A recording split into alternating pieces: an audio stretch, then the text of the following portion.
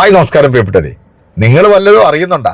നിങ്ങൾ ഇവിടെ ഇരിക്കുന്ന ഏഷ്യാനെറ്റും അതുപോലെ തന്നെ റിപ്പോർട്ടറും ചലഞ്ച് ചാനലും ഒക്കെ ഇങ്ങനെ നോക്കിയിരുന്നോ? വേൾഡ് മാധ്യമങ്ങളിൽ വരുന്ന വാർത്തകളൊക്കെ കേൾക്കുമ്പോഴേ കുളിര് കയറുക ഇങ്ങനെ. അത്തരത്തിലുള്ള വാർത്തകളാണ് വരുന്നത്. ഏറ്റവും ലേറ്റസ്റ്റ് ആയിട്ട് വന്നിരിക്കുന്ന ഒരു വാർത്ത എന്ന് പറയുന്നത്, ഞെട്ടരുത്, ആരും ഞെട്ടരുത്, ബെഞ്ചമിൻ നെതന്യാഹു കൊല്ലപ്പെട്ടു. 6 വിരലുകൾ എങ്ങനെ വന്നു? സമൂഹ മാധ്യമങ്ങളിൽ ചർച്ചകൾ പൊടിപൊടിക്കുന്നു. ഒരു രക്ഷയില്ലാത്ത ചർച്ചയാ. അതായത് ഈ യുദ്ധം നടന്ന് 10-20 ദിവസമായിട്ട് ബെഞ്ചമിൻ മാമനെ കാണാനില്ലെന്നാണ് പറയുന്നത്. 2-3 ദിവസമാണ് മാമൻ മാധ്യമങ്ങളിൽ വന്നിട്ട് വലിയ രീതിയിലുള്ള ഗീർവാണം മുഴക്കിയത്. 2-3 ദിവസത്തിനുള്ളിൽ ഇറാൻ എന്ന് പറയുന്ന രാജ്യത്തെ ഞങ്ങൾ ഭൂപടത്തിൽ നിന്ന് എടുത്തങ്ങ് മാറ്റും. കാരണം ഇത് വലിയ തീവ്രവാദ രാജ്യമാണല്ലോ. ആ രാജ്യത്തിന്റെ പരമോന്നത നേതാവിനെ കയറി കൊലപ്പെടുത്തിയ ഈ വൃത്തികെട്ട ട്രാക്കുളാക്ക് പിറന്ന ജന്മങ്ങൾ, ഡൊണാൾഡ് ട്രംപ് എന്ന് പറയുന്ന വേട്ടാവളിയനും ഈ നെതന്യാഹുവിനെയും, ഈ വേട്ടാവളിയും പിന്നെ അമേരിക്കയിൽ ഇരുന്നുകൊണ്ട് ഗീർവാണം മുഴക്കുന്നുണ്ട്. പക്ഷേ ഇവൻ ഏത് മാളത്തിലാണ് അപ്പോൾ പോയിരിക്കുന്നത്? പക്ഷെ പലരും പറയുന്നത് വേട്ടാവളിയും തീർന്നു എന്നുള്ളതാണ്. ഇതൊക്കെ കേൾക്കുമ്പം നമ്മളെപ്പോലുള്ള ആൾക്കാർക്ക് സന്തോഷിക്കാൻ വേറെ വകയൊന്നുമില്ല. കാരണം ലോകത്തില് ഏറ്റവും വലിയ മൃഗതുല്യനായിട്ടുള്ള ഭരണാധികാരി ആരാണ് എന്ന് ചോദിച്ചാൽ അക്ഷരം തെറ്റാതെ നമുക്ക് പറയാം, അത് മാറി മാറി വന്നിട്ടുള്ള ഇസ്രയേലിന്റെ ഭരണാധികാരികൾ തന്നെയാണെന്ന്. അതിൽ ഏറ്റവും ക്രൂരനായിട്ടുള്ള നെതന്യാഹു എന്ന് പറയുന്ന ഈ വൃത്തികെട്ടവൻ പലസ്തീനിൽ കൊന്നൊടുക്കിയത് ഏതാണ്ട് 30,000-ഓളം വരുന്ന പിഞ്ചു മക്കളെയാണ്. എന്തിന്റെ പേരിലാണ് ആ പിഞ്ചു മക്കളെ കൊലപ്പെടുത്തിയത്? അവർ വളർന്നു വന്നു കഴിഞ്ഞാൽ ഈ ഇസ്രയേൽ എന്ന് പറയുന്ന ഈ ജൂതരാഷ്ട്രത്തിന് ഭീഷണിയാണ് എന്ന് കരുതിക്കൊണ്ടാണ് ഈ നരാധമൻ ഈ പിഞ്ചു മക്കളെ കൊന്നൊടുക്കിയത്. അപ്പൊ ഇതിനൊക്കെ അനുഭവിക്കാതെ ഈ ലോകത്ത് നിന്ന് എങ്ങോട്ടും പോകാൻ പറ്റില്ല. ദുഷ്ടന്മാരെ പന പോലെ ദൈവം വളർത്തും, പക്ഷെ അവസാനം കാലെ പിടിച്ചൊരു വലിയൊരു നിലത്തടി ഉണ്ടാവുന്നുള്ളതിൽ ഒരു സംശയമില്ല. നമ്മുടെ ജെറുസലേം അമ്മായി ബങ്കറിൽ കയറിയതുകൊണ്ട് നെഞ്ചത്തടിച്ച് നിലവിളിച്ചോണ്ടിരിക്കുകയാണ്. പുറത്തേക്ക് ഇറങ്ങി മര്യാദയ്ക്ക് ഇപ്പൊ ഒരു ലൈവ് ഇടാൻ പോലും അമ്മായിക്ക് പറ്റില്ല. കാരണം ഇറാനിൽ നിന്നും വരുന്ന ബോംബുകൾ എപ്പോഴാണ് അമ്മായിയുടെ നെഞ്ചത്ത് വീഴുന്നതെന്ന് അറിയാൻ വയ്യാത്തത് കൊണ്ട് തന്നെ അമ്മായി സുരക്ഷിതമായിട്ട് ബങ്കറിലിരുന്നുകൊണ്ട് വീഡിയോ ചെയ്യുന്നുണ്ട്. അൻസാരി സൂര്യ ഉസ്താദ് ഒരു വീഡിയോ ആയിട്ട് വന്നിട്ടുണ്ട്, അമ്മായി നെഞ്ചത്തടിച്ച് നിലവിളിക്കുന്ന ആ ഒരു വീഡിയോ. എൻ്റെ പ്രിയപ്പെട്ടവരെ, നിങ്ങളിത് കാണാതെ പോകരുത്. വീഡിയോ കാണുക. കണ്ടതിന് ശേഷം ഇന്നത്തെ പ്രഭാതത്തിൽ മിഴി തുറന്നപ്പോൾ ആദ്യം കണ്ട വാർത്ത ഇതാണ്: തൊടുക്കുമ്പോൾ 1, പതിക്കുമ്പോൾ 100. ഇറാന്റെ മിസൈലിങ്ങിൽ നട്ടം തിരിഞ്ഞ് ഇസ്രായേൽ. മനോരമ ന്യൂസാണ് ഈ വാർത്ത കൊടുത്തത്. തികച്ചും വ്യാജ വാർത്ത, പച്ച നുണ. ഏകദേശം 90% ഇറാൻ തീർന്നിരിക്കുകയാണ്. ഇനി ഒരു 10% കൂടിയുള്ളൂ. അതുകൊണ്ട് ഇറാന്റെ ഇത്തരത്തിലുള്ള വ്യാജ വാർത്ത, ഐതിഹാസിക വാർത്ത എന്ന് കൊടുത്ത് മനോരമ നിങ്ങൾ ചെറുതാകാൻ നിൽക്കരുത്. ഞാനിത് കേട്ടപ്പോഴും തകർന്നു പോയി. എനിക്ക് ചിന്തിക്കാൻ പോലും വയ്യ.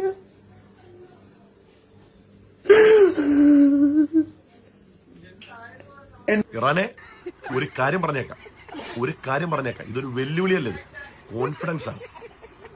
എന്റെ അക്കച്ചി എൻ ഉയിര്, എന്നെ അക്കച്ചി എൻ ഉടല്, എന്റെ അക്കച്ചിയുടെ എങ്ങാനും രോമത്തിൽ ഒരിറ്റു മണ്ണ് വീണെന്നറിഞ്ഞാൽ ഇറാനെ പിന്നെ നീ ഇല്ല. 90% തീർന്നു കിടക്കുന്ന നീ പിന്നെ ഇല്ല ഇറാനെ. അതുകൊണ്ട് ഒരു ഉയർത്തെഴുന്നേൽപ്പ് വേണമെങ്കിൽ എന്റെ അക്കച്ചിയുടെ മേത്ത് ഒരു തുള്ളി മണ്ണ് വീഴാൻ പാടില്ല. വീണാൽ അക്കച്ചിയുടെ പ്രേക്ഷകരായ സുമേഷ് കാവിപ്പടയും സംഘം ഒരു വരവുണ്ട്, അറിയാമല്ലോ. ഹോർമൂസ് കടലിടുക്ക് നിങ്ങൾ അടക്കാൻ ശ്രമിച്ചിട്ടും അതിർത്തികളെ ഭേദിച്ച് സുമേഷ് കാവിപ്പടയും ടീമും ലക്ഷക്കണക്കിന് കോടിക്കണക്കിന് വരെ LPG-യുമായി ഇന്ത്യയിലേക്ക് വന്നില്ലേ? ഇനി ഞങ്ങൾ ഒരു വരവ് കൂടി വരും. സുമേഷ് കാവിപ്പടയും ടീം ഒരു വരവ് കൂടി. എന്തിനാണെന്നറിയോ? ഇറാനെ നിന്നെ തീർക്കാൻ വേണ്ടി. അതുകൊണ്ട് ഇസ്രായേൽ താമസിക്കുന്ന എന്റെ അക്കച്ചിയുടെ മേത്ത് ഒരു തുള്ളി മണ്ണ് വീണെന്നറിഞ്ഞാൽ പിന്നെ ഇറാനെ ഭൂപടത്തിൽ പോലെ നീ കാണത്തില്ല. സുമേഷ് കവിപ്പടത്തിന്റെ ആരാ നിനക്ക് അറിഞ്ഞിട്ടില്ല ശരിക്കും.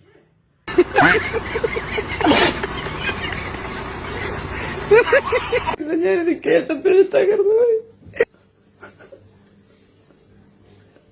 എനിക്ക് ചിന്തിക്കാൻ പോലും വയ്യ.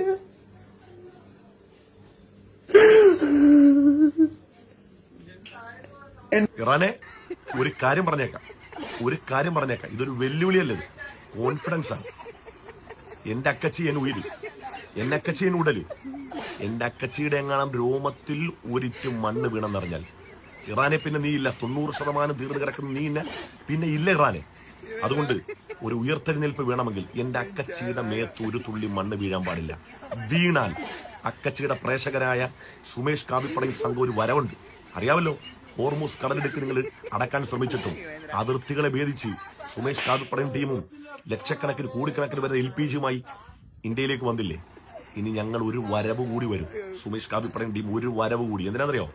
ഇറാനെ നിന്നെ തീർക്കാൻ വേണ്ടി. അതുകൊണ്ട് ഇസ്രായേൽ താമസിക്കുന്ന എന്റെ അക്കച്ചിയുടെ മേത്ത് ഒരു തുള്ളി മണ്ണ് വീണെന്ന് അറിഞ്ഞാൽ പിന്നെ ഇറാനെ ഭൂപടത്തിൽ പോലെ നീ കാണത്തില്ല. സുമേഷ് കവി പടത്തിന് ആരാ നിനക്ക് അറിഞ്ഞിട്ടില്ല ശരിക്കും.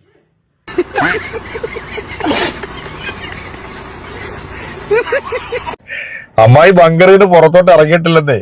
മേടിച്ചു വെച്ച സാധനങ്ങളൊക്കെ തീർന്നെന്നാണ് പറയുന്നത്. ഇനി പട്ടിണി കിടന്ന് ചത്തുപോകുമെന്ന് അറിയില്ല. എന്തായാലും വാങ്ങിച്ചു വെച്ച സാധനങ്ങളൊക്കെ ഏകദേശം തീർന്നു എന്നാണ് അറിയാൻ സാധിക്കുന്നത്. അമ്മായി ഇനി പുറത്തേക്കെങ്ങാനും ഇറങ്ങിയാൽ, ഇനി ഇറാന്റെ ഒരു മിസൈൽ എങ്ങാനും വന്നാൽ ലെവലെ കണ്ട് ആ മിസൈൽ എങ്ങോട്ടെങ്കിലും പാഞ്ഞു പോയി കയറും. കാരണം ഇതുപോലെ ഒരു പുഴുത്ത ജന്മത്തെ ഒന്നും തീർക്കാൻ ഇറാന്റെ മിസൈൽ എന്തായാലും തയ്യാറാവൂല.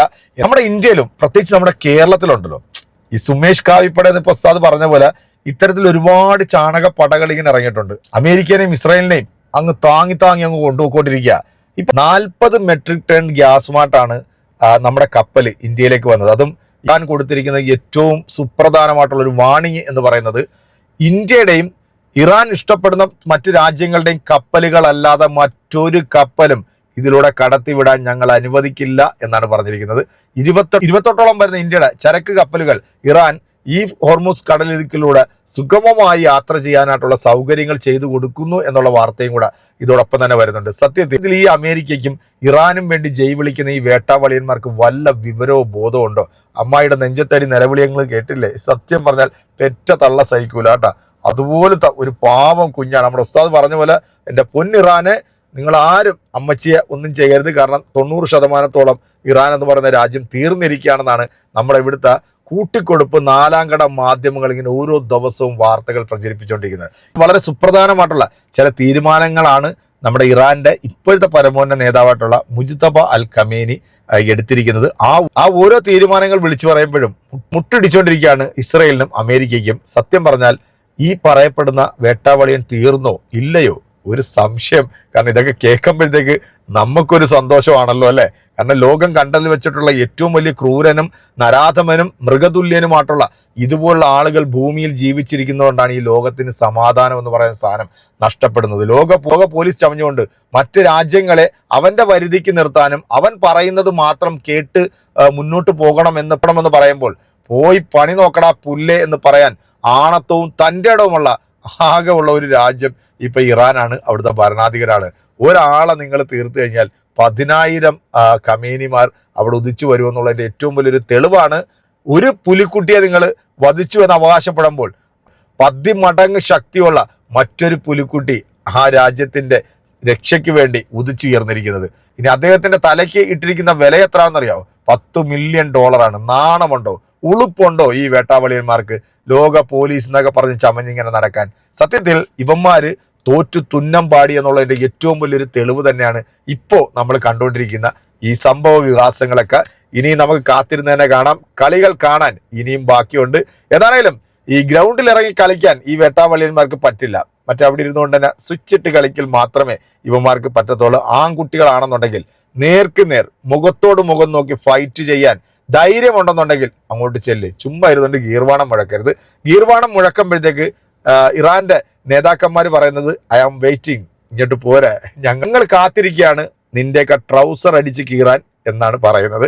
അപ്പം വീഡിയോ ഇഷ്ടപ്പെട്ടിട്ടുണ്ടെങ്കിൽ നിങ്ങളുടെ വിലയേറെ അഭിപ്രായം കമന്റ് അറിയിക്കുക. അടുത്തൊരു വീഡിയോ കാണാം.